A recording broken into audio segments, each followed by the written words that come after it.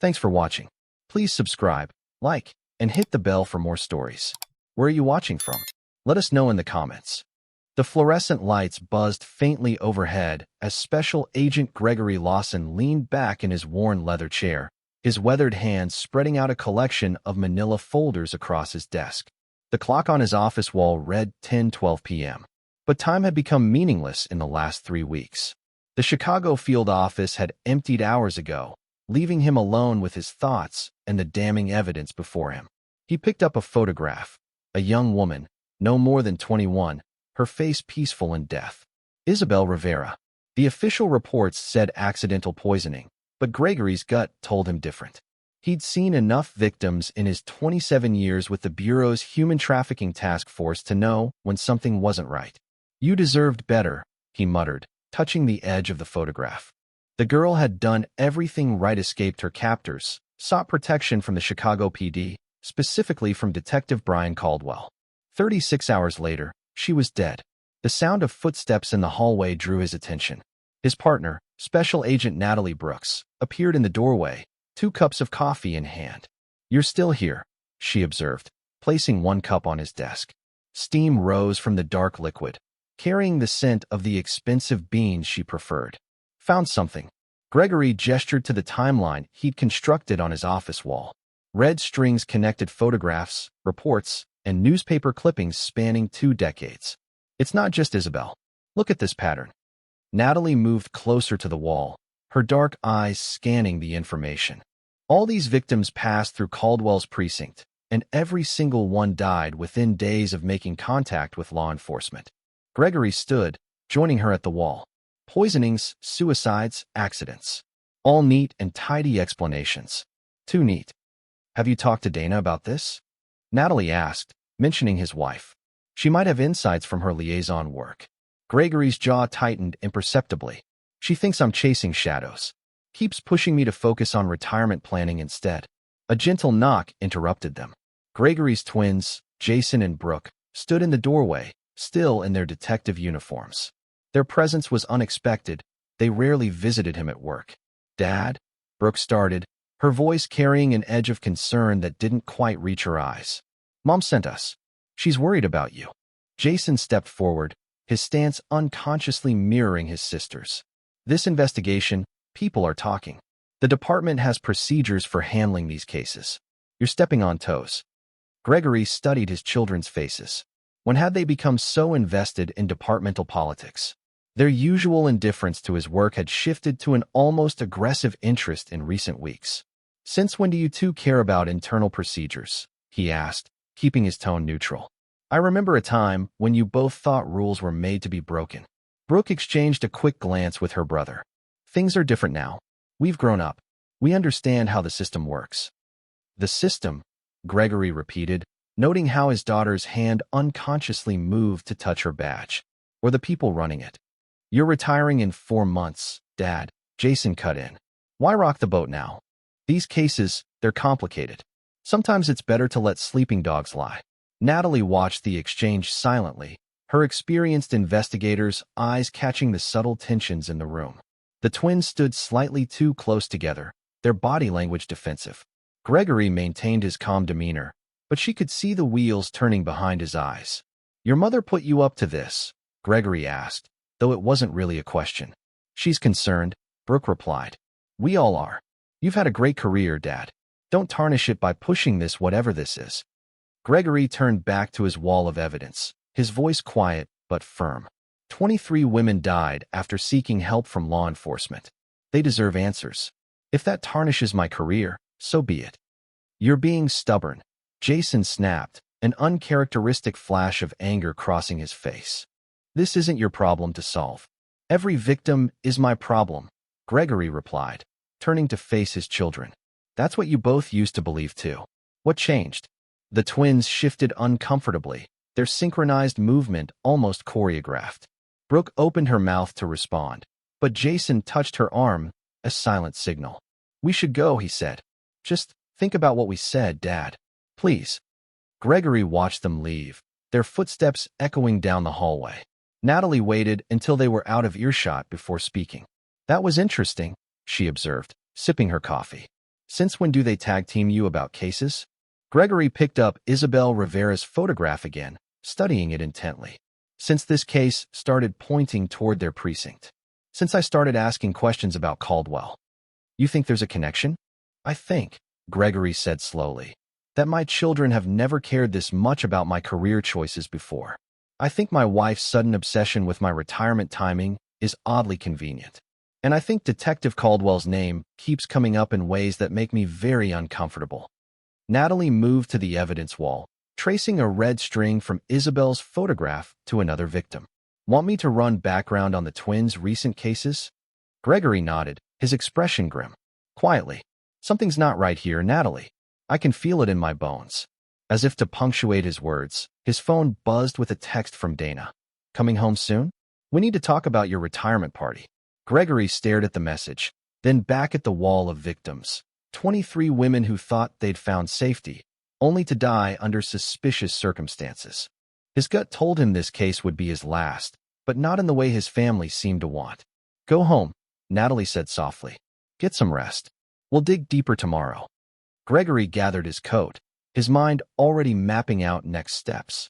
As he left his office, Isabel Rivera's photograph seemed to watch him go, her eyes holding secrets he was determined to uncover, no matter the cost.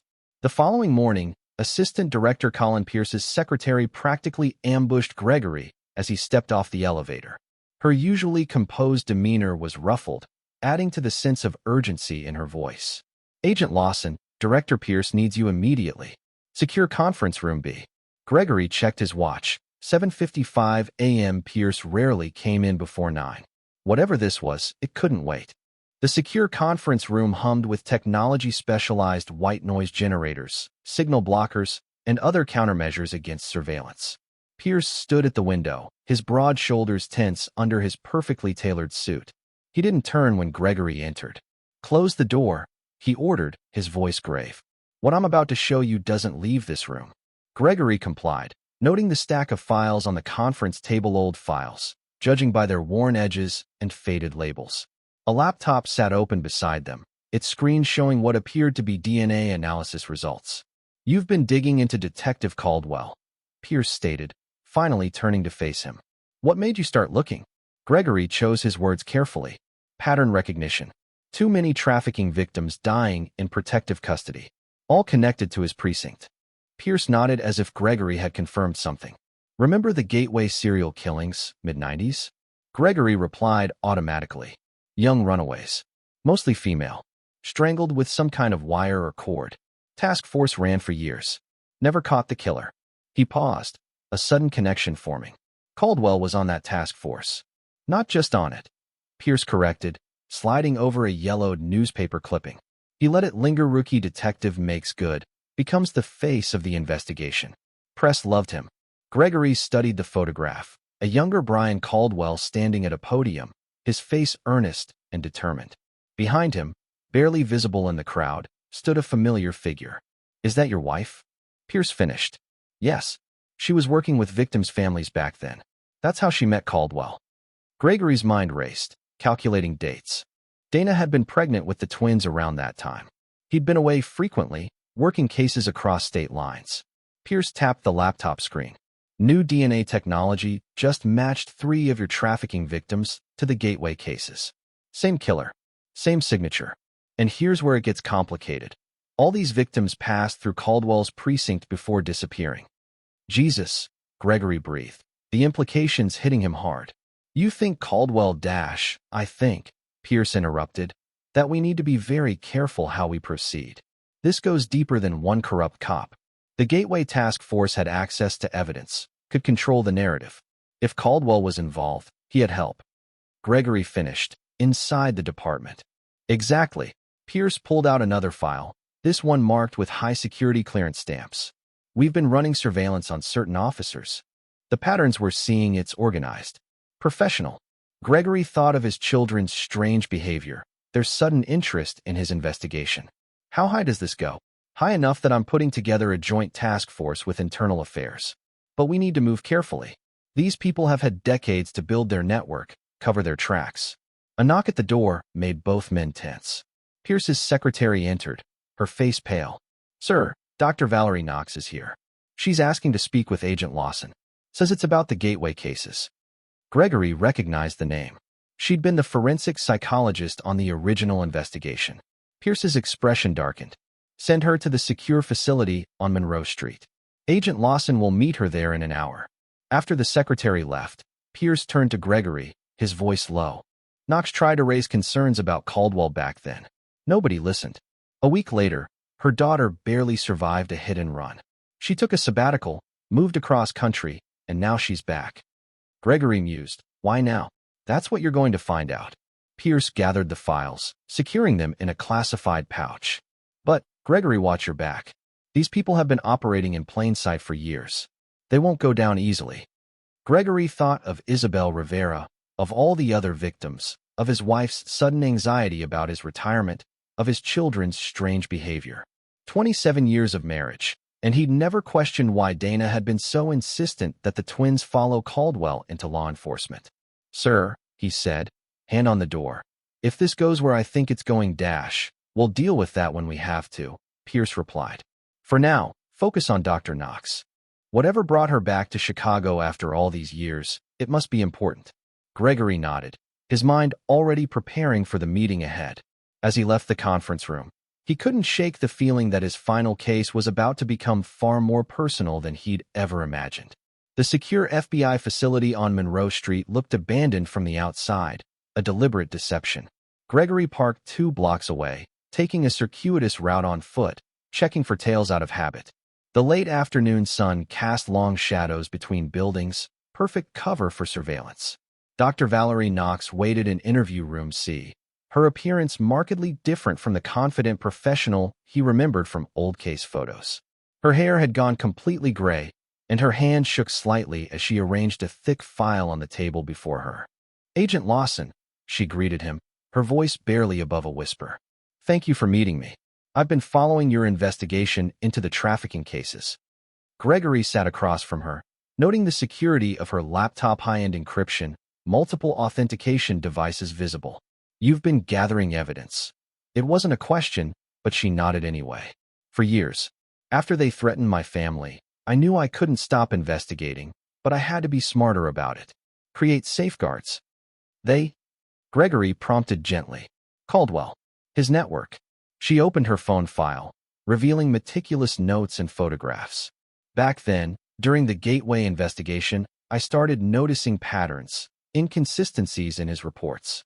Witnesses whose statements changed after meeting with him.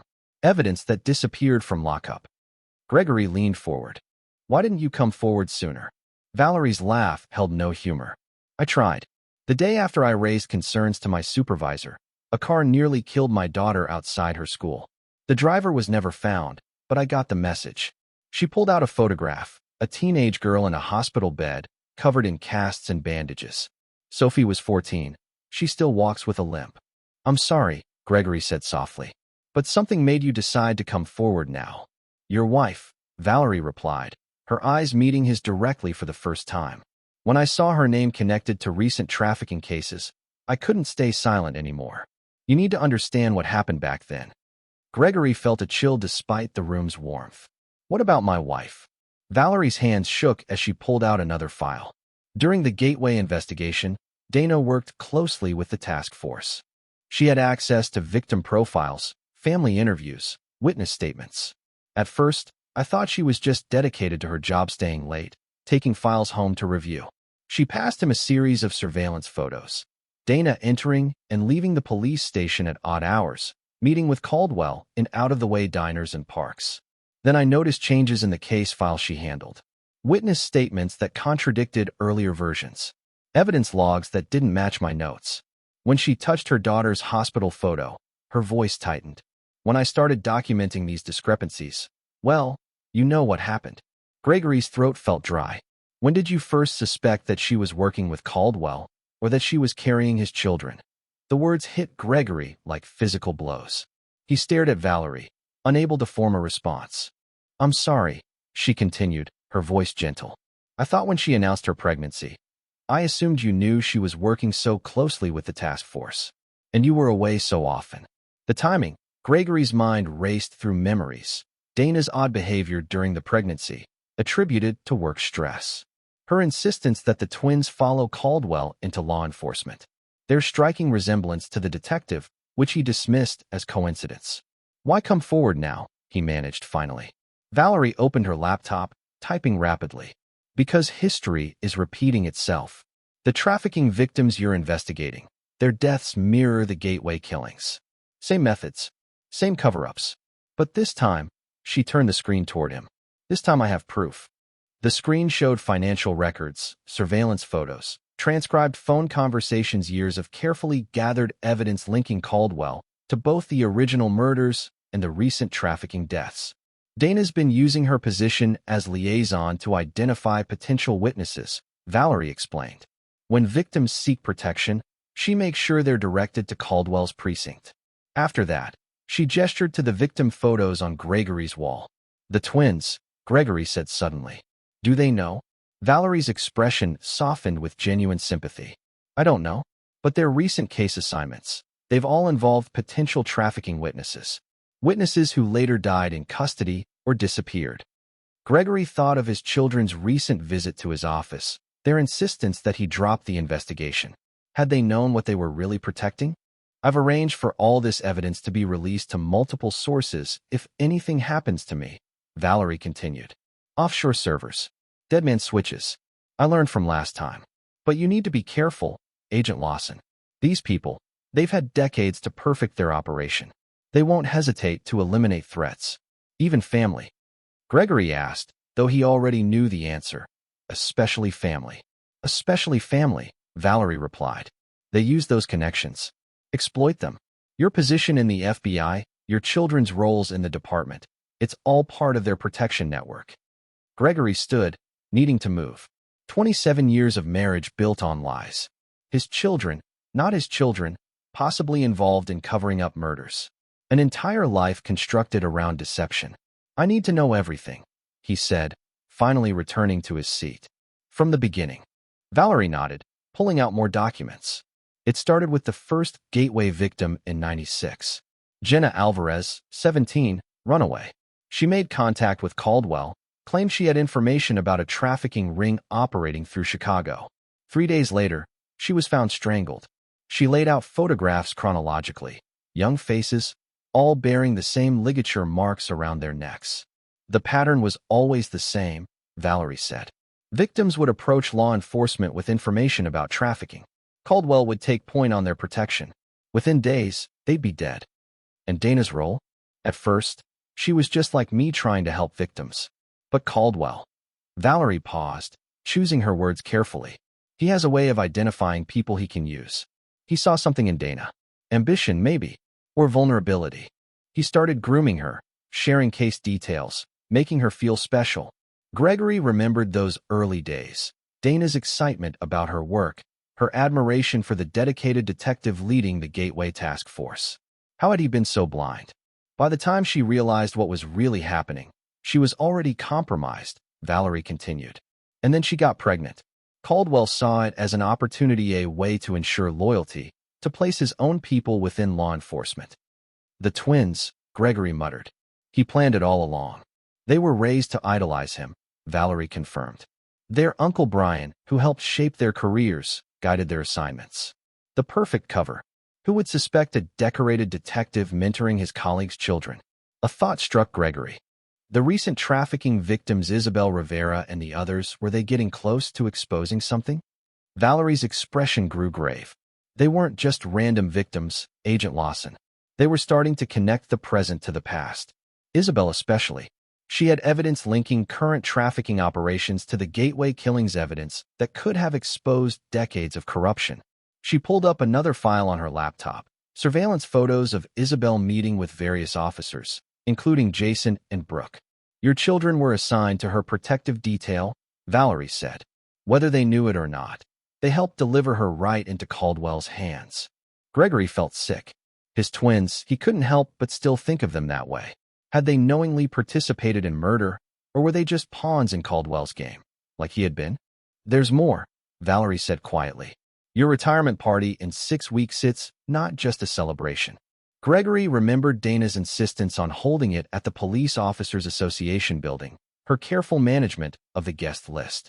They're planning something, Valerie confirmed. It's their chance to tie up loose ends. You're getting too close, asking too many questions. They can't risk you continuing the investigation after retirement. And Dana, she's been meeting with Caldwell more frequently in the past 5 weeks. Valerie's hands shook as she closed her laptop. Whatever is happening, they're getting nervous. You need to be careful. They've had decades to perfect their methods. Gregory thought of his office wall covered in victim photos, the connections he'd been making. How many times had Dana visited, seen what he was working on? How much had she reported back to Caldwell? What's your recommendation? He asked, finally. Work with your task force, Valerie advised. But trust no one outside it. Caldwell has people everywhere: police, judiciary, even some federal agencies. I've survived this long by assuming everyone is compromised until proven otherwise. She handed him a small encrypted drive. Everything I've collected is here. Evidence, connections, patterns. But be careful how you use it. Once they realize you know, they'll have to move against you. And against you, Gregory finished. Maybe they already are. His phone buzzed. A text from Dana. Finalizing guest list for retirement party. Need to discuss security arrangements. Valerie saw his expression, checked his phone, and frowned. Thank you, Dr. Knox, for everything. I'll need time to process all this. She hesitated at the door. Remember, they're not just criminals, Agent Lawson. They're family. That makes them more dangerous, not less. Gregory watched her leave, thinking of Isabel Rivera, of all the other victims, of his wife's recent nervous attention to his retirement plans, of his children's insistence that he drop the investigation. Family secrets, he was learning, could be the deadliest kind. Outside, the sun had set, casting Chicago's skyline in shadows. Gregory sat alone in the interview room, the weight of 27 years of lies pressing down on him. His last case had just become a race against time, not just to expose a criminal enterprise, but to survive his own family's betrayal. The Chicago Police Officers Association building stood imposing against the late afternoon sky, its brick facade weathered by decades of Lake Michigan winters. Special Agent Natalie Brooks adjusted her earpiece for the third time in as many minutes, watching unmarked vehicles take their positions around the perimeter. All units in position, crackled a voice in her ear. Awaiting your signal. From her vantage point in a surveillance van across the street, Natalie could see guests arriving for Gregory Lawson's retirement party. Each face triggered a quiet confirmation from her team: officers from Internal Affairs, FBI agents, and carefully vetted members of the Chicago PD's anti-corruption unit. Target vehicle approaching, another voice reported. Black SUV, diplomatic plates. Natalie watched Brian Caldwell's vehicle pull into the reserved parking space. The detective emerged looking every inch the decorated officer, silver hair perfectly groomed, uniform pristine, brass gleaming. Few would suspect the darkness that lay beneath that polished exterior. I have visual on the twins, her partner reported through the van's monitors. Natalie watched Jason and Brooke Lawson greeting guests at the entrance. Their smiles seemed genuine, but their eyes constantly scanned the crowd, a behavior she noted in countless surveillance operations. Her phone buzzed, a text from Gregory. Dana insisting on making the arrangements herself. Playing right into our hands. The past 4 months had been a careful dance of deception. After Dr. Knox's revelations, Gregory had approached Natalie with a plan so audacious it bordered on insanity. Instead of confronting his wife and children immediately, they would use his retirement party as an opportunity to expose the entire network. It's perfect, he had explained during one of their secure meetings. They think they're setting a trap for me, but they're really gathering all their conspirators in one place. The operation had required incredible precision. Working with Internal Affairs, they had planted undercover agents throughout the department, gathering evidence that connected human trafficking operations to Caldwell's network of corrupt officers. Each piece of evidence was carefully documented, each witness statement protected through multiple layers of security. Natalie's team had discovered that Caldwell wasn't just covering up crimes, he was the architect of a sophisticated trafficking operation that used his position within the Chicago PD to protect routes through the city. His influence extended into multiple precincts, with officers on his payroll ensuring that potential witnesses disappeared or died in accidents. Through her earpiece, Natalie heard the party getting underway. Gregory's voice carried clearly through the hidden microphone he wore. "I'm overwhelmed by this turnout. 27 years with the Bureau, and I never expected dash. Cut the modesty, darling," Dana's voice interrupted. Natalie noticed how Gregory's wife kept one hand possessively on his arm, playing the role of proud spouse. "You deserve every bit of recognition."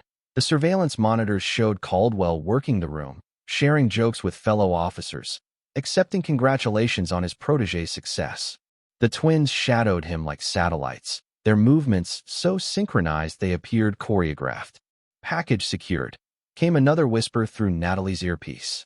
In the building's basement, a technical team had finished setting up the presentation that would expose everything. Surveillance footage, financial records, DNA evidence linking Caldwell to both the Gateway killings and recent trafficking victims. Natalie checked her watch.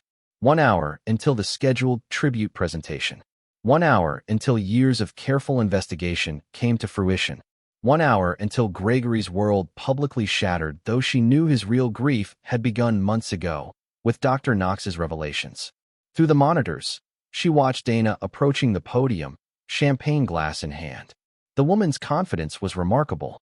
She truly believed this was her moment of triumph, her chance to humiliate the man she deceived for 27 years. "Remember," Natalie spoke quietly into her comm unit, "we wait for the signal. No matter what happens, no one moves until Gregory gives the word." She thought back to the day Gregory had first shared his suspicions about the trafficking victims' deaths. How many lives might have been saved if they'd uncovered this conspiracy sooner? How many young women had disappeared into Caldwell's network while good officers looked the other way? The party continued inside, a carefully orchestrated facade of celebration masking the tension building beneath the surface. Natalie watched Gregory circulating among the guests, accepting handshakes and good wishes, playing his part perfectly. Only someone who knew him well would notice the steel in his eyes, the careful way he positioned himself to keep both Caldwell and the twins in his line of sight. "Director Pierce has arrived," came another update. "All principals are now in play." Natalie nodded, though no one could see her. Everything was proceeding according to plan. Yet something nagged at her instincts. The operation seemed almost too perfect, too smooth. In her experience, the most dangerous moments came when things appeared to be going exactly as planned. She keyed her microphone.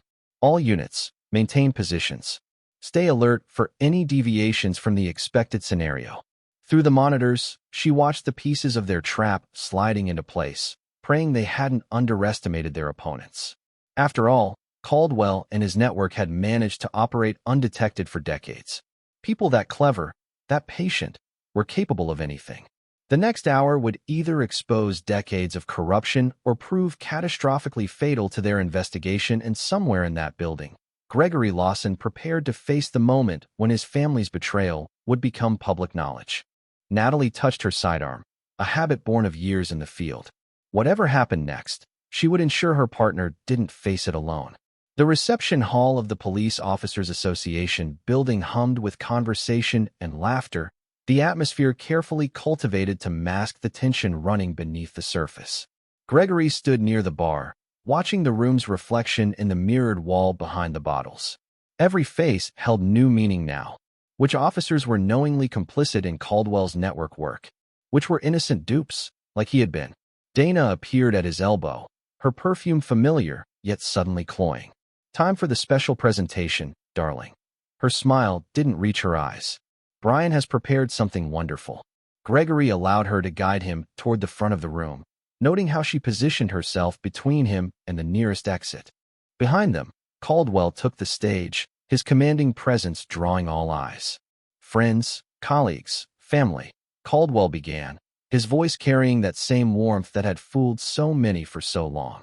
"We're here tonight to honor a man who's given 27 years to the Bureau, who's been a partner to Chicago PD in countless investigations." He paused, his eyes finding Gregory's. "And who's been like a father to my finest officers." A ripple of confusion passed through the crowd.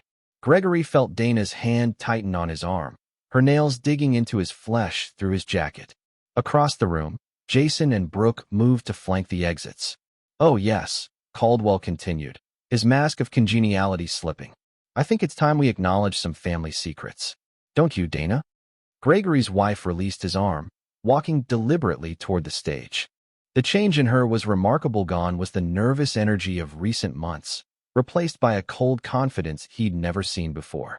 27 years of marriage, 2 kids, and he never figured out why they all became cops like their real daddy. Dana's voice rang with triumph as she perched herself on Caldwell's lap. You were always so busy with your cases, Gregory so dedicated to justice. Did you never wonder why I insisted the twins follow Brian's career path? Jason and Brooke stepped forward, their badges held high. The synchronized movement that had bothered Gregory for so long now made perfect sense. They'd been performing it their entire lives. Blood is thicker than your pension, old man, Jason called out. You were good till you paid our bills. Now you're nothing to us. Gregory allowed his shoulders to slump, playing the part of a broken man. He could feel the pity and discomfort radiating from the crowd.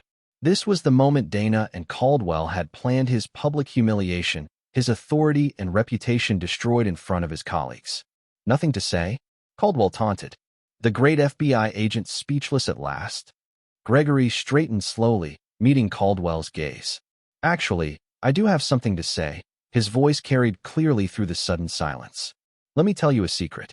Your real daddy has been under investigation for murder, and you loyal kids just helped me solve the case. The smug smile froze on Caldwell's face. Dana started to rise, but Gregory's next words froze her in place. Director Pierce, I believe we're ready for that evidence presentation now.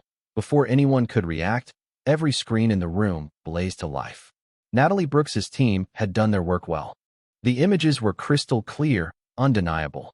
Surveillance footage showed Caldwell meeting with known trafficking ranks. Financial records detailed payments to corrupt officers.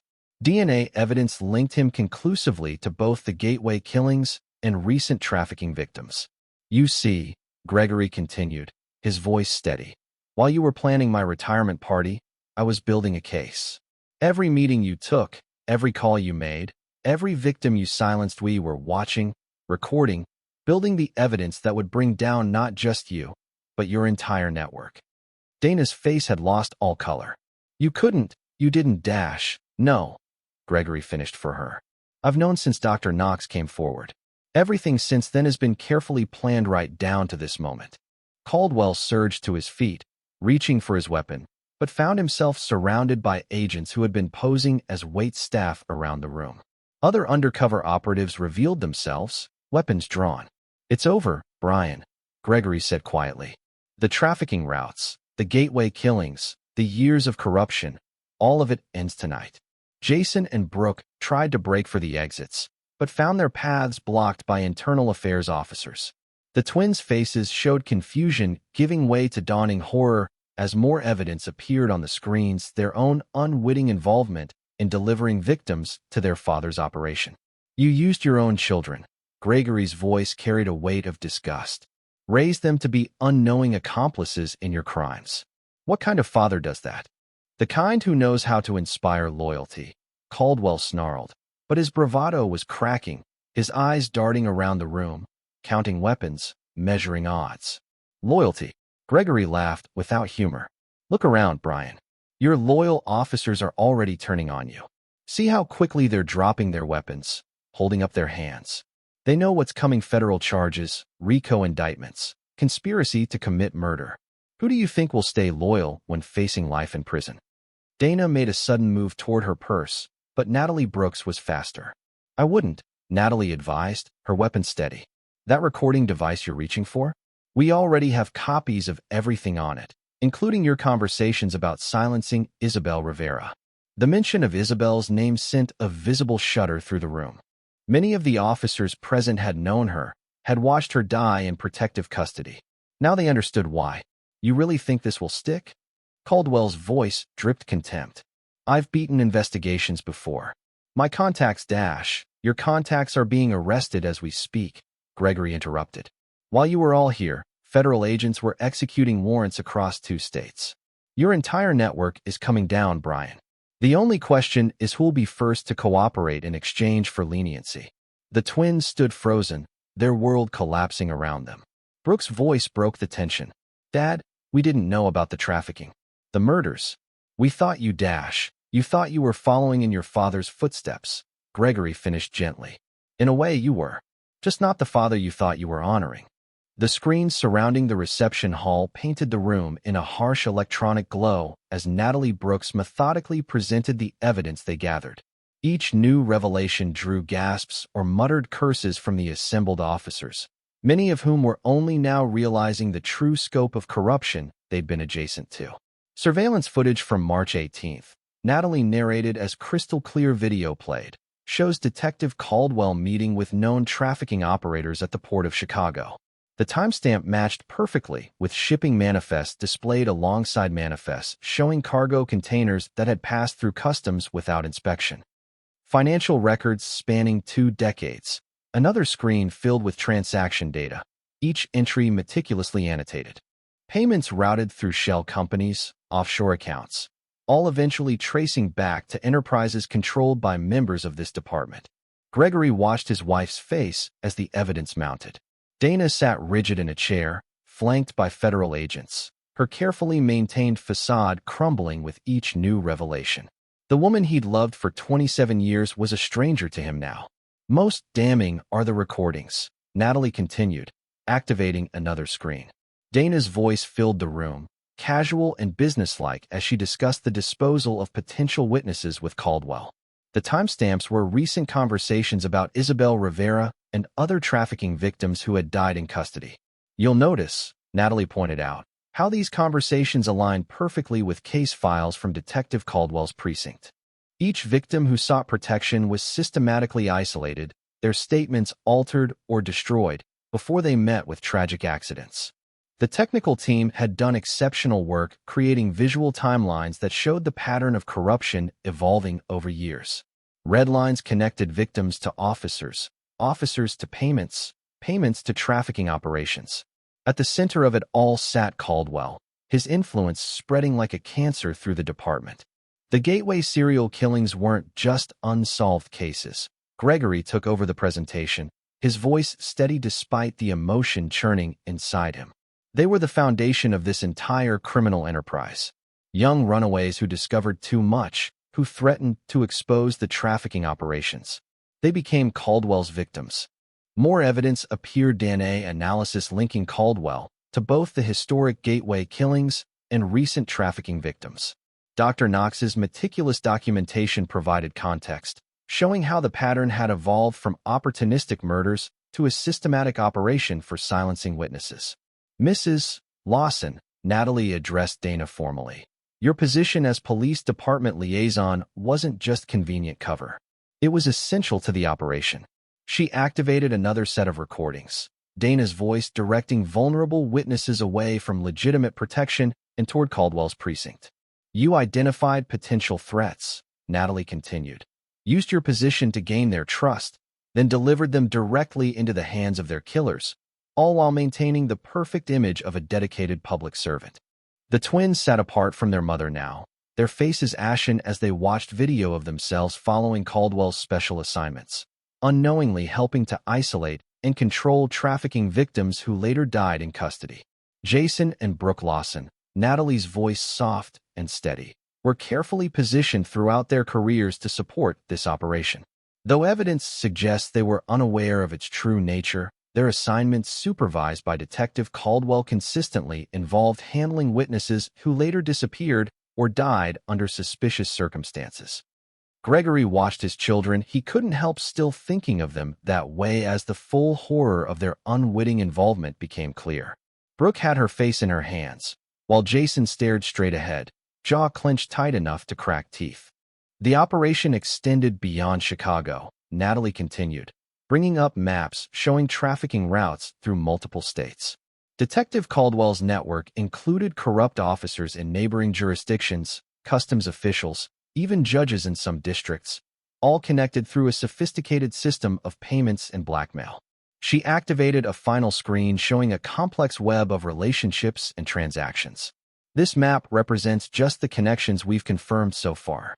Each line represents evidence that will stand up in federal court witness statements, financial records, surveillance footage, DNA evidence, and more. The room had grown deathly quiet as the magnitude of the conspiracy became clear. Officers who had worked alongside Caldwell for years now saw him for what he truly was. Not just a corrupt cop, but a murderer who had built an empire on human suffering. I want to be very clear. Natalie's voice carried authority and warning in equal measure. This investigation is ongoing. Anyone in this room who has information about these crimes has exactly one opportunity to cooperate. After tonight, the deals come off the table. Gregory watched as several officers shifted uncomfortably, their eyes darting between Caldwell and the exits. The brotherhood of silence that had protected this corruption for so long was cracking under the weight of federal indictments. 27 years, he said quietly, but in the silence his voice carried. 27 years I investigated human trafficking while the answers were right in my own home. Every victim we couldn't save, every witness who disappeared the truth was sitting across from me at dinner. Dana finally broke her silence, her voice bitter. You were always so dedicated to your precious victims. Did you ever wonder why I stopped practicing law? Why I took that liaison position? Brian understood what was really important: power, control, survival. Survival? Gregory's voice cracked with disbelief. You helped murder innocent women. Used our children as unwitting accomplices. All for what money? Power? For family? Caldwell interjected, his trademark confidence still intact despite the handcuffs on his wrists. Something you never understood, Gregory. Everything I did was to build a legacy. Those kids you're so concerned about? I gave them purpose, direction, careers. You used them. Natalie cut in, bringing up more footage. Here's what real family looks like, Detective Caldwell. The screen showed a series of images, Jason and Brooke as rookie officers, being steered toward specific assignments.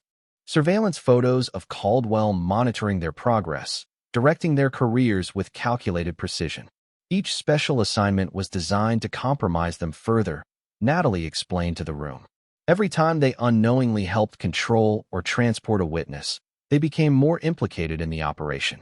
Their own badges became their prison. Brooke looked up at this, her face tear-streaked but hardening with anger. All those women, the ones you said needed special handling, they were trying to expose you, weren't they? And we helped. You helped protect the department, Dana snapped. Protected your father's work. Everything we did was for you kids. Stop it, Jason exploded, standing so suddenly his chair clattered backward. You didn't do any of this for us. You used us our whole lives. Everything we thought we were, it was all just part of your sick game. The evidence continued to unfold on the screens. Years of careful manipulation and calculated grooming, all designed to create the perfect cover for Caldwell's operation. The twins' careers, their assignments, even their choice of precincts, nothing had been left to chance. Natalie's team had done exceptional work creating a presentation that was both comprehensive and devastating. There would be no escape through legal technicalities or claimed misunderstandings. The evidence was simply too overwhelming. We have cooperating witnesses, Natalie announced, bringing up a final set of documents. Officers who worked under Detective Caldwell, trafficking victims who survived, family members of the Gateway victims all ready to testify. The U.S. Attorney's Office is prepared to proceed with RICO charges, multiple counts of murder, human trafficking, conspiracy. The list continued, each charge another nail in the coffin of Caldwell's empire. Throughout the room, officers who had once admired him now couldn't meet his eyes. The legendary detective, mentor to generations of Chicago cops, stood revealed as a monster who had corrupted everything he touched. As the final pieces of evidence were displayed, Gregory felt a profound exhaustion settle over him. His retirement party had become something else entirely, a funeral for the life he'd thought he had, the family he believed in. The screens faded to black, leaving the room in stunned silence. Decades of corruption, murder, and trafficking laid bare in a single evening. Lives destroyed, careers ruined, and at the center of it all, a family shattered beyond repair. Natalie Brooks stepped forward, her voice carrying the full authority of the federal government. Detective Brian Caldwell, Dana Lawson, you are under arrest. You have the right to remain silent. The familiar words echoed through the reception hall as more agents moved in. Gregory watched as his wife and her lover were led away in handcuffs, their empire of lies finally crumbling around them. Behind him, His children, victims themselves, in so many ways sat shell-shocked in the ruins of everything they believed about their lives. As the arrests proceeded, Gregory watched his carefully constructed operation reach its culmination. Years of corruption had been exposed, but this was just the beginning. The real work, dismantling Caldwell's network and bringing all the conspirators to justice, still lay ahead. The handcuffs clicked shut around Brian Caldwell's wrists with a finality that echoed through the suddenly silent reception hall. Federal agents maintained their positions at every exit, weapons still drawn though the immediate threat had passed. The evidence presentation that had exposed decades of corruption still flickered on the surrounding screens, casting an accusatory glow over the assembled officers. Gregory Lawson stood at the center of the chaos, his retirement party transformed into the culmination of a massive federal investigation. But his focus wasn't on Caldwell or even Dana. His attention fixed solely on the twins, Jason and Brooke, who sat shell-shocked at a nearby table. "Secure the prisoner," Natalie ordered, her voice carrying the full authority of the Bureau as agents moved to escort Caldwell away. Gregory approached his children. Everything that would happen next, the arrests, the processing, the inevitable media storm, could wait. This moment, this conversation, had to come first. "Dad." Brooke's voice cracked on the word, uncertainty making her sound young again. The confidence she displayed earlier when standing with Caldwell had evaporated in the face of undeniable evidence. "I need you both to listen carefully," Gregory said, pulling up a chair to sit across from them. Behind him, he could hear Dana being read her rights, her usual poise replaced by bitter accusations and threats. He tuned it out, focusing entirely on the two people who were as much victims as anyone else in this case. "I've known about your paternity for months," he began, watching their faces closely, "since Dr. Knox came forward with her evidence. But what you don't know, what you need to understand, is that your mother and Caldwell have been using you from the beginning." Jason's jaw clenched, his hands gripping the edge of the table. "The special assignments, those women you were tasked with handling." Gregory's voice remained gentle despite the horror of what he had to reveal. "The ones Caldwell said needed special protection, you were unknowingly helping traffic young women, some of them younger than you." The color drained from Brooke's face as the implications hit her. "Isabel Rivera," she whispered. "She kept trying to tell me something about the department, about Uncle Brian. And you reported every conversation directly to him, just like you were trained to do." Gregory confirmed. "You both did exactly what they raised you to do: follow orders, maintain the chain of command, trust your superiors. Those women," Jason's voice shook with dawning comprehension, "all those witnesses we processed, they all died in custody or disappeared. Every single one." Natalie approached their table, tablet in hand. "I need to show you something," she said quietly, pulling up a series of case files. "These are all the assignments you've handled over the past 6 years. Notice the pattern." The twins leaned forward, their faces illuminated by the screen. Each file showed a similar progression. Vulnerable witnesses placed under their protection, subsequent reports noting increasingly erratic behavior, then final notations of death by poisoning or suicide. "You were their perfect cover," Natalie explained. "Second-generation cops, children of a respected FBI agent, protégés of a decorated detective. Who would question your reports? Who would look too closely at witnesses in your custody?" Brooke pushed away from the table abruptly, barely making it to a nearby trash can before being violently ill. Jason sat frozen, his eyes locked on the evidence of their unwitting complicity in countless deaths. "I remember them," he said numbly. "Their faces, their stories. They were so scared. But we told them they were safe. We promised them protection." Gregory reached across the table, touching his son's hand. The fact that they weren't biologically his had stopped mattering long ago. These were his children, and they were drowning in the horror of what had been done to them. "Listen to me, both of you," he said as Brooke returned, wiping her mouth with a trembling hand. "You were used, groomed from birth for this role. Everything from your career choices to your specific assignments was orchestrated to make you perfect tools in their operation." "Why?" Brooke's voice cracked. "Why would they? Our own mother dash. Because it worked," Natalie answered, her tone professional but not unkind. "Your presence legitimized everything. Suspicious deaths in custody? Just unfortunate accidents, verified by the impeccable Lawson twins. A witness changing their story? must be telling the truth to such respected young officers.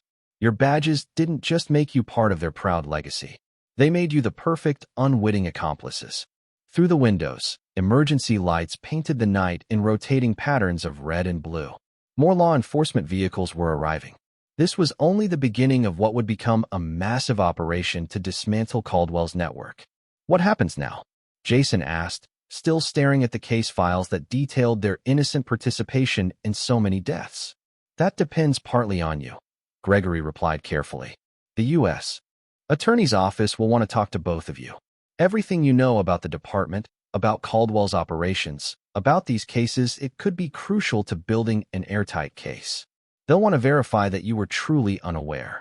Dr. Knox's evidence supports this, Natalie added.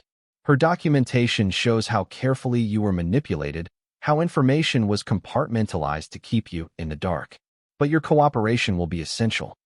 Brooke looked up, her face tear-streaked, but hardening with determination. Those women, we owe them the truth. All of it. Everything we can remember about how the cases were handled, who was involved.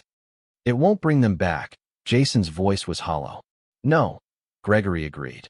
But it might help us save others. Caldwell's network extends far beyond Chicago. There are other victims, other trafficking operations still active. Your testimony could help us shut it all down. Through the glass doors of the reception hall, they could see Caldwell being led to a waiting vehicle. The legendary detective's head was high, his bearing still proud despite the handcuffs. Dana followed in the custody of other agents, her earlier bravado replaced by a cold, calculating silence. They're really going to prison, Brooke said softly, watching her mother disappear into another vehicle. Our whole lives, everything we thought we knew was a lie. But what does that make us? Jason finished. Everything we've done as officers it makes you victims of an elaborate conspiracy, Natalie interjected firmly, and potentially key witnesses in dismantling it. But first, she glanced at Gregory, we need your formal statements. Everything you can tell us about how Caldwell operated, how cases were assigned, who else might have been involved. Gregory watched his children absorbing the magnitude of what lay ahead, the statements, the investigations, the inevitable media scrutiny. They looked simultaneously older and younger than their years, crushed by revelation, but somehow not completely broken. I know it's overwhelming, he said gently, but you're not alone in this. Whatever comes next, we'll face it together. The twins exchanged a look, the silent communication they developed over a lifetime. Then Brooke straightened her shoulders, an echo of the confident officer she'd been just hours ago. Where do we start? The following months unfolded in a blur of depositions, evidence reviews, and increasingly shocking revelations. The conference room at the federal building had become their second home, its walls now covered with timeline charts and connection maps that grew more complex by the day. Gregory sat beside Natalie, watching as Brooke carefully walked the U.S. attorney's team through another case file.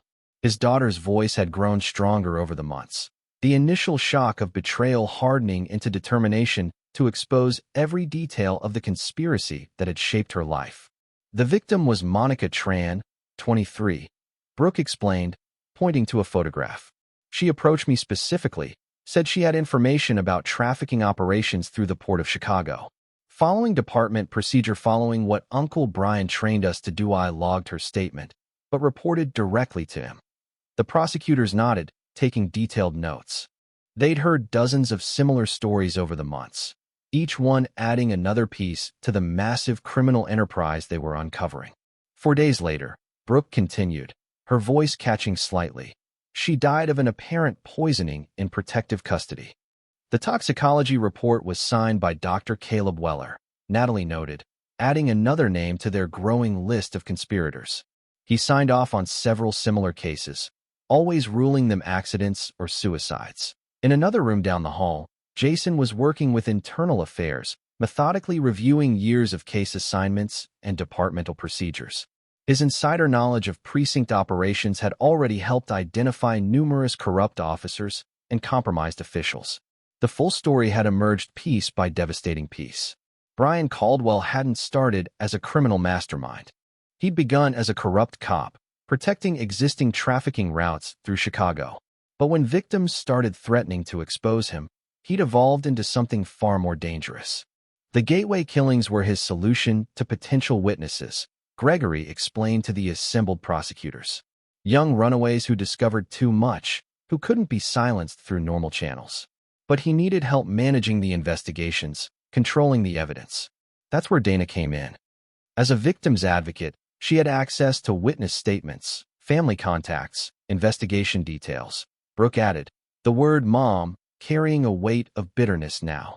She could identify threats early, steer victims away from legitimate help. Natalie pulled up another series of documents on the main screen. Dana Lawson's position was crucial to the operation's growth. She could spot potential witnesses before they went to other authorities, ensure they were directed to Caldwell's precinct for protection. And when she became pregnant, one of the prosecutors said carefully, glancing at Brooke, "We were the perfect opportunity." Brooke finished grimly. A chance to place loyal officers within the department. Except their loyalty was built on lies. The evidence Dr. Knox had gathered over the years proved invaluable. Her meticulous documentation showed how Caldwell had systematically expanded his influence, using a combination of bribes, blackmail, and strategic promotions to build his network. The port was key, Jason explained, joining them after his IA session. Corrupt customs officials, dock workers on the payroll, even shipping companies involved in the trafficking. Everything looked legitimate on paper because the right people were paid to look the other way. Gregory watched his children working with the investigation teams, pride mixing with lingering sorrow. They'd thrown themselves into exposing the conspiracy with the same dedication they'd once shown to their police work. Each new revelation seemed to strengthen their resolve rather than break them further. The hardest part, Brooke admitted during a rare, quiet moment, is knowing how many people we trusted were involved. Captain Owen Hale, Lieutenant Dennis Park, even Chaplain Father McKenna, they all played their parts. They preyed on that trust, Gregory reminded her. Used your integrity against you. The investigation expanded far beyond Chicago, uncovering trafficking networks that spanned multiple states. Each new arrest led to more revelations, more connections, more evidence of how deep the corruption had spread. Dr. Knox's system of offshore servers and deadman switches had protected her evidence until it was needed. Now that same evidence was helping prosecutors build an airtight case against not just Caldwell and Dana, but dozens of other conspirators. It's like a cancer, Natalie observed, studying their latest organizational chart. Once it started, it just kept growing, spreading through departments, jurisdictions, even state lines. But we're cutting it out, Jason said firmly. All of it. No matter who gets exposed. The twins had proven invaluable to the investigation, their intimate knowledge of department operations helping identify corrupt officers and compromised procedures. Their testimony, combined with Dr. Knox's evidence, was creating a case that would be virtually impossible to defend against. You should know, Natalie told them one evening. Your cooperation, plus the evidence showing you were unaware of the true nature of your assignments, the U.S. Attorney is considering offering you immunity. Brooke and Jason exchanged looks. We don't deserve special treatment, Brooke said quietly.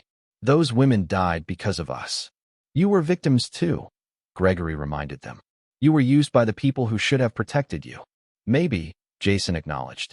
But we still have a responsibility to those women, to their families, to everyone who trusted us to protect them. The reckoning continued, each day bringing new arrests, new evidence, new understanding of how extensive the corruption had become. But with each revelation, each piece of the puzzle they uncovered, the path to justice became clearer. 8 months after the dramatic events at the Police Officers Association building, Gregory sat in the federal courthouse, watching as the verdicts were read. The case had grown far beyond its original scope, exposing trafficking networks and corruption across multiple states. Judge Allison Park's voice carried clearly through the packed courtroom. In the matter of the United States versus Brian Caldwell, on the charge of first-degree murder, this court finds the defendant guilty. The litany continued: human trafficking, racketeering, conspiracy, corruption, count after count, verdict after verdict. Guilty, guilty, guilty. Each word another brick in the wall of justice that would ensure Caldwell never saw freedom again. Dana's trial had concluded the previous week, guilty of conspiracy, accessory to multiple felonies, obstruction of justice. Her composed facade had finally cracked when the judge announced her sentence. 27 years, one for each year she'd helped maintain Caldwell's deadly operation. The twins sat with Gregory, their faces solemn as they watched their biological father's fate being sealed. They'd received immunity in exchange for their testimony, their unwitting role in the conspiracy proven beyond doubt. But the price of that immunity was high. They would never work in law enforcement again. The department thanks the witnesses for their cooperation, Judge Park continued, particularly detectives Jason and Brooke Lawson, whose testimony proved crucial in exposing this criminal enterprise. Their commitment to justice, even at great personal cost, exemplifies the highest ideals of law enforcement. Brooke squeezed her brother's hand, tears sliding silently down her face. They'd lost their careers, their mother, the man they thought was their hero, but they'd helped save countless lives by bringing down the trafficking network. Natalie Brooks, recently promoted to head of the Human Trafficking Task Force, sat nearby. Her team's work had been exemplary, gathering evidence that connected cold cases across multiple states. The investigation had rescued dozens of trafficking victims and prevented countless others from falling into Caldwell's network. As they left the courthouse, Dr. Cynthia Harlow fell into step beside Gregory. The forensic expert had provided crucial evidence linking the cold cases to current investigations, her testimony helping to establish the pattern of corruption that spanned decades. Sometimes the hardest cases are the ones closest to home, she observed quietly. Gregory nodded, thinking of all they'd lost and gained in the pursuit of justice, the trafficking victims they'd saved, the cold cases they'd solved, the corrupt system they'd exposed. His career was ending, but his commitment to justice had never wavered.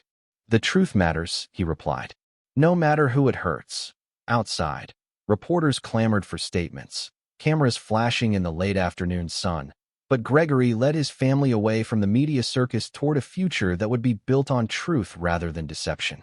The twins had already begun planning their new lives. Brooke considering law school, Jason talking about victim advocacy work. They would never wear badges again, but their dedication to helping others remained unshaken. Natalie caught up with him at the corner, her expression serious but satisfied. The task force is expanding, she reported. Using evidence from this case, we've identified trafficking operations in 6 more states. It's going to take time, but we'll shut them all down. Good, Gregory said simply. The case that had started with one victim, Isabel Rivera, had grown into something far larger than anyone had imagined. But in the end, justice had prevailed. As they walked away from the courthouse, Gregory thought about all the victims, those they'd lost and those they'd saved, about the price of truth and the cost of deception, about family bonds forged by love rather than blood. His career might be ending, but the impact of his final case would resonate for years to come. The truth had finally emerged. Justice had been served. And somewhere, perhaps Isabel Rivera and all the other victims could rest a little easier. The afternoon sun cast long shadows behind them as they walked together, a family rebuilt from the ashes of betrayal. They had lost much, but they had gained something precious, the knowledge that they had chosen truth over lies, justice over loyalty, right over wrong, and in the end that was what really mattered. Epilogue. 11 years later, the maximum security wing of the Federal Correctional Institution in Tallahassee, Florida, looked exactly as it had for the past decade. Dana Lawson sat in the visitation room, her once stylish hair now completely gray, her prison uniform hanging loosely on her thinner frame. She stared through the reinforced glass at her daughter, noting how Brooke had changed over the years, more confident now, carrying herself with the authority of the prosecutor she'd become. The appeal was denied, Brooke said without preamble. Final ruling came down yesterday. Dad thought you should hear it from family. Dana's lips tightened at the mention of Gregory. Her ex-husband had divorced her shortly after her conviction, though she'd lost everything that mattered long before that. Brian? Dana asked, though she already knew. She kept tabs on her former lover through prison gossip and occasional news reports. Still in ADX Florence, Brooke replied, referring to the Supermax facility in Colorado. The additional victims they found in Ohio and Iowa added another life sentence. He'll die in there, just like you'll die in here. The bluntness made Dana flinch. Her daughter had developed a prosecutor's directness over the years, far from the manipulated young detective she'd once been. Your brother, Dana tried. Hasn't visited in 9 years, Brooke said. running the Victim Advocacy Center in Madison. They're doing good work, helping trafficking survivors rebuild their lives. Some of them were victims of your operation, by the way. Did you know that? Women we unknowingly helped you trap. The bitterness in Brooke's voice hadn't diminished with time. If anything, years of working with trafficking victims had only deepened her disgust with her parents' crimes. "We thought we were protecting you," Dana began. But Brooke cut her off. "Save it. I'm not here for explanations or excuses. I'm here because in 3 months I'm starting as head prosecutor for the new Federal Human Trafficking Task Force. Natalie Brooks recommended me for the position." A ghost of pride flickered across Dana's face, quickly replaced by shame when she remembered her role in necessitating such a task force. "Does it ever bother you?" Dana asked suddenly. "Working with the people who brought down your father?" Brooks' laugh held no humor. "Brian Caldwell was never my father. The man who raised me, who taught me about justice and truth, that's my father. Gregory Lawson showed us what real integrity looks like, even when it meant exposing his own family's corruption." Miles away in Colorado, Brian Caldwell sat in his 7x12 cell in ADX Florence, America's most secure prison. The legendary detective who had once commanded respect throughout Chicago now spent 23 hours a day in solitary confinement. His only visitors were his lawyers, bringing news of yet another appeal denied, another cold case connected to his operation, another layer of justice ensuring he would never breathe free air again. The investigation that had started with Gregory Lawson's retirement party had spiraled far beyond Chicago over the past decade. Evidence from Caldwell's operation had led to the dismantling of trafficking networks across 13 states. Hundreds of corrupt officials had been exposed, dozens of cold cases solved, and countless victims finally given justice. In downtown Chicago, the Police Officers Association building had been renovated, its reception hall now hosting training sessions for a new generation of officers. The changes went far beyond cosmetic. After the Caldwell scandal, the department had undergone a complete overhaul. New oversight procedures, enhanced witness protection protocols, mandatory anti-corruption training. All bore the unofficial name, the Lawson Protocols, among veteran officers. Dr. Valerie Knox's evidence system had become a model for witness protection programs nationwide. Her innovative use of distributed servers and blockchain technology to protect sensitive information was now taught at the FBI Academy. She'd finally retired to New Mexico, but her legacy lived on in the procedures that had already saved countless lives. Gregory Lawson's retirement hadn't lasted long. After the trial, he'd been recruited as a special advisor to the FBI's expanded human trafficking task force. His experience with the Caldwell case made him uniquely qualified to spot the signs of institutional corruption. These days, he split his time between consulting on complex cases and teaching at the academy, sharing the hard-learned lessons from his final case. Natalie Brooks had risen to deputy director of the FBI's Criminal Investigation Division, her success with the Caldwell case launching a meteoric career. She'd made combating human trafficking her personal mission, building on the networks and methods they developed during that pivotal investigation. The twins had found their own paths to redemption. Jason's Victim Advocacy Center had become a model program, combining practical support for survivors with systematic data collection that helped law enforcement prevent future trafficking. His first-hand experience with corruption made him particularly effective at helping victims navigate the complexities of the justice system. Brooks' legal career had focused exclusively on trafficking cases. Her unique perspective as both a former officer and the child of convicted conspirators gave her special insight into complex cases. Her conviction rate was among the highest in federal prosecution history. Dr. Cynthia Harlow's forensic work had continued to connect cold cases to active investigations. She developed new protocols for evidence preservation that helped ensure crucial details weren't lost to time or tampering. Her collaboration with Dr. Knox had revolutionized how sensitive case information was protected and shared between agencies. The impact of the Caldwell case continued to ripple through law enforcement. New FBI agents studied it as a textbook example of institutional corruption. Police academies used it to teach the importance of independent oversight. Law schools analyzed it for its implications on witness protection and evidence handling. But the most profound changes were personal. Gregory Lawson, now in his 70s, had found an unexpected peace in helping others navigate the darkness he'd confronted in his own family. His relationship with the twins had deepened through shared purpose, their bond stronger for having been tested by fire. Every year, on the anniversary of the verdict, they gathered at a small cemetery on Chicago's outskirts. Isabel Rivera's grave had become a symbol not just of justice served, but of the price of truth and the importance of standing against corruption no matter the personal cost. Brooke often brought case files to these visits, updating Isabel on their continued fight against trafficking. Jason would share stories of survivors who'd rebuilt their lives through his program. Gregory simply stood quietly, remembering the young woman whose death had started the investigation that exposed decades of corruption. The Chicago Tribune had recently run an 11-year retrospective on the case. The article had called it a watershed moment in American law enforcement, a case that had fundamentally changed how departments handled internal corruption and witness protection. But for those who had lived through it, the case's significance was far more personal. It had shattered illusions about family loyalty, exposed the toxic nature of institutional corruption, and demonstrated the true meaning of justice. Dana and Caldwell's betrayal had wounded many, but their exposure had ultimately strengthened the systems they'd sought to corrupt. Their victims had found justice. Their unwitting accomplices had found redemption, and their schemes had led to reforms that would protect future generations. In her office at the federal building, Brooke Lawson kept a simple framed quote on her wall. Visitors often assumed it was from a famous judge or philosopher, but she knew its true source: her father's words from that day in the courthouse.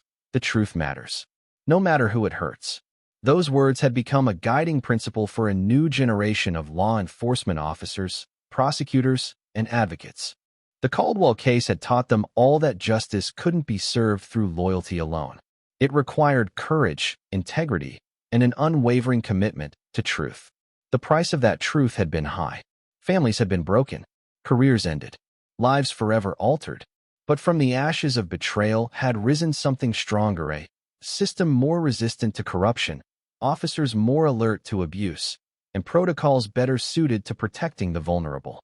Dana and Caldwell would spend the rest of their lives in prison, their betrayal earning them not just legal punishment, but the lasting contempt of the law enforcement community they corrupted. Their legacy wasn't the power they'd wielded or the lives they destroyed, but the reforms their exposure had sparked. Gregory Lawson's legacy, by contrast, lived on in the daily work of his children, in the procedures that bore his name, and in the countless lives saved by the changes his investigation had initiated. His final case hadn't just exposed corruption, it had transformed how America's justice system protected its most vulnerable citizens. As Brooke left the prison after her visit with Dana, she pulled out her phone to check messages. A new case had just come in. Possible trafficking operation. Signs of law enforcement involvement. 11 years ago, such a case might have been buried by corrupt officials. Now, thanks to the Lawson protocols, it would receive immediate federal attention. She smiled slightly, thinking of her father's words about truth and justice. Some lessons, it seemed, never lost their relevance. The fight against corruption and trafficking continued, but now they had better tools, stronger protocols, and a deeper understanding of what justice truly required.